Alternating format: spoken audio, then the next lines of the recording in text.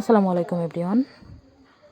এইভাবে জলপাইয়ের চাটনি বানালে খেতে ভীষণ মজাদার হয়। জলপাইয়ের চাটনি বানানোর জন্য প্রথমে আমি 2 কেজি জলপাই ভালো করে ধুয়ে সিদ্ধ করে নিয়েছি। তারপর কিছু গোটা গরম মশলা আমি শুকনো খোলায় ভেজে নিচ্ছি।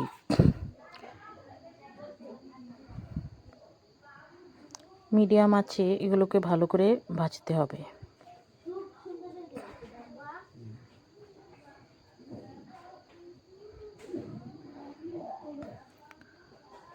এগুলো হালকা লাল করে ভেজে নিয়েছি।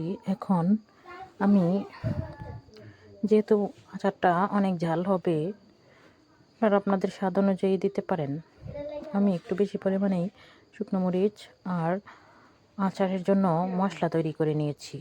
সেটা হচ্ছে 5 ফোড়ন, 4-5 জাতের সজ এবং কালো জিরা দিয়ে একটি 5 ফোড়ন বানিয়ে নিয়েছি। এগুলোকে ভালো করে ভেজে এখন গুঁড়ো করে নেব। তারপর কড়াইয়ে পরিমাণ মতো সরিষার তেল দিয়ে দিচ্ছি। আমি হাফ কেজির বেশি পরিমাণ তেল দিয়ে দিচ্ছি। তারপর আমি গোটা 5 ফোড়ন ও 4-5টা শুকনো মরিচ গোটা দিয়ে দিচ্ছি।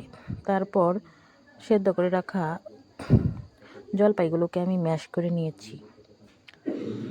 বিচিগুলো অর্ধেক রেখে অর্ধেক ফেলে দিয়েছি, যেন বেশি বিচি না থাকে। তারপর অনবরত এভাবে নাড়তে থাকবো। তেল ওঠা ভাব চলে আসলে এখানে আমি পরিমাণ মতো গুঁড়া মরিচ দিয়ে দেব। তারপর আমি সজের গুঁড়া দিয়ে দিচ্ছি।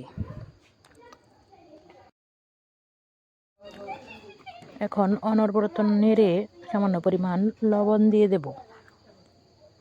এই আচারটা একটু পরপর নাড়া দিতে হবে, না হলে নিচ দিয়ে লেগে যাবে।